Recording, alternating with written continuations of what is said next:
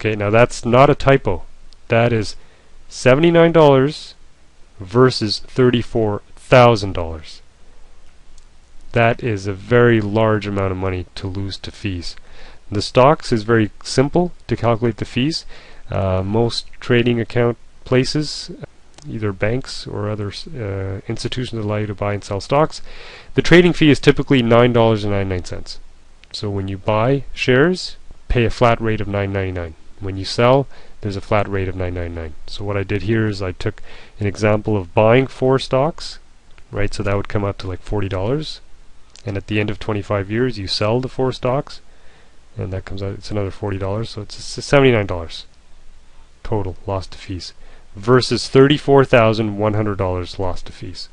Most people have mutual funds where the MER is greater than 1.5%, so you're losing even more than that. So over your lifetime, you are spending a lot of money in fees. Reason number 2, early redemption by mutual fund owners. So what happens in this example is when let's say the stock market is crashing or there's a recession, stock prices are going down. When stock prices go down, mutual funds go down because they are essentially buying stocks. What happens is people get nervous, they get scared, they call their mutual fund company and they want their money back. At that point, the fund manager has no choice but to sell the stocks so that he can give the cash back to the investors. This is detrimental to you. Let's say if you're in it for the long term, you know that the markets go up and down, you know that stock prices go up and down, and you know that over the long term you'll do fine.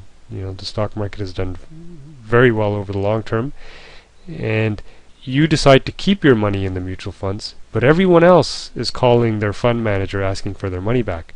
This is detrimental to you because as a whole, the entire mutual fund, the portfolio, drops in value because the fund manager has no choice but to sell the stocks.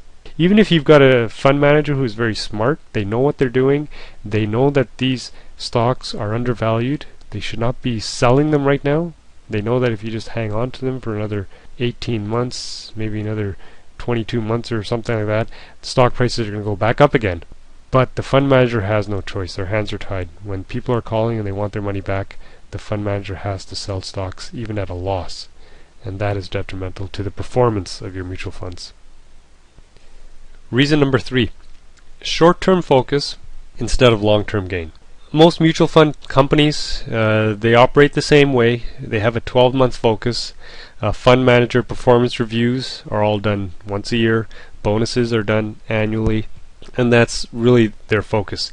As a fund manager, if you can sell a stock today and lock in 8% return, which is not bad, and you know that this is going to help your performance review, it's going to help you get that bonus, you're probably more likely to sell the stock. Even though you may know that if you hang on to it for another 16, 18 months, 22 months, you may end up with, 12% return.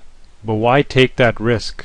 Why hold on to that stock for another 2 years for a 12, 15% return when you can guarantee you can sell it today and make 8%? Right? You may not even, as a fund manager, you may not even be working at the same place 2 years from now. So there is a short-term sort of focus. They're interested in selling quickly. In Canada, the RSP season starts in February, beginning of the year.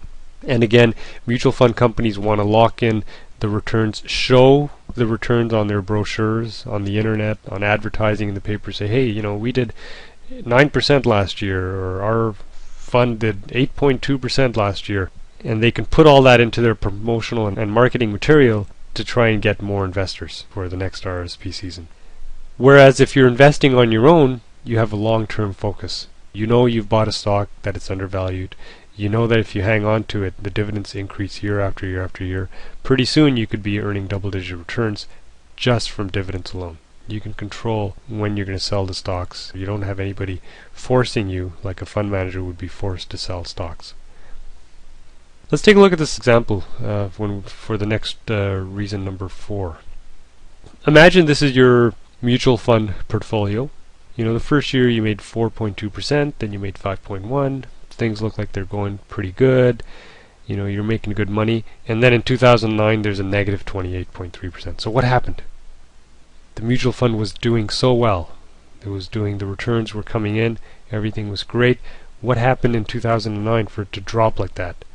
Now these are sort of fictional numbers that we've got on the chart here, but this represents true cases where this has happened to mutual fund investors. And what's happened is a good fund manager has been lured away to another mutual fund company. There's very, very few good mutual fund managers out there in the world. You could probably count them on one hand. And the ones that are very good are in high demand. And they're constantly being offered a job at another institution, at another bank, or another mutual fund company, and they're moving around. So you as a mutual fund investor have no way of knowing that your fund manager just left the job and is now working someplace else. Okay, mutual fund companies don't want to advertise that fact that they've just lost their star manager. So the only hint you're going to get is at the end of the year when you get your statement and you realize, whoa, what happened here? Why did I lose so much money all of a sudden? You know, things were going so well for the last 6, 7, 8, 9 years, and now what happened? And what some people try and do is they will actually, if they find out, you know, the fund manager has changed, they've gone to a different place, they try and sell their mutual funds and then move the money into another institution. Now this is exactly the wrong time to sell, is when prices are down. So you want to be careful. I just want to bring up a point here. It just reminded me, the stock market is the only place in the world where people actually buy more when stock prices are going up and sell when stock prices are going down. Anything else in life, whether it's food, clothing, electronics, or anything, you know, you wait for things to go on sale. And when they do, that's when you buy more and you stock up on it. And then when prices go up, you say, well, you know, I'm going to wait. I'm going to wait for it to go on sale and then buy it. But in the stock market, people get greedy. When stock prices are going up, people get greedy. They think they're going to make a quick buck and they start buying stocks. And when prices are going down, people panic and they don't want to lose their money and they start selling their stocks. And that's exactly the wrong time to sell, is when prices are down.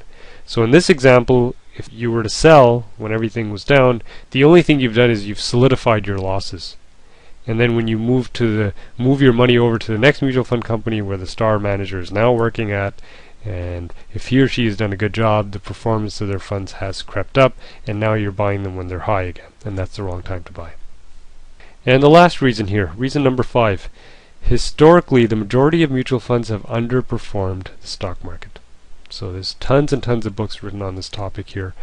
Different books have different sort of numbers, but what I've found is since the beginning of, the last 85, 90 years stock market history, the stock market has returned an average annual compounded rate of return of around 10%. So over the long term, you should be making approximately about 10%. And if you're not, then you're losing money, because you could have easily put that money into an index fund. An index fund is a mutual fund. Works a little differently. There's no fund manager who's buying and selling stocks. It's just a computer program who buys a whole bunch of stocks. For example, the S&P 500 index fund would have the top 500 companies in the US, and it would invest in that. And the only time it would sell is if, you know, a company in that list was removed and replaced by another company. Then the computer for the index fund would sell those shares and buy the new ones. So index mutual funds do a very good job of tracking the stock market performance. Again, so getting back to this reason number 5, a number of books written on the topic, and some mention as high as 85 to 90% of mutual funds in the world underperform the stock market. So that is huge. In summary, you want to buy quality companies when they are undervalued. And dividends are very, very important.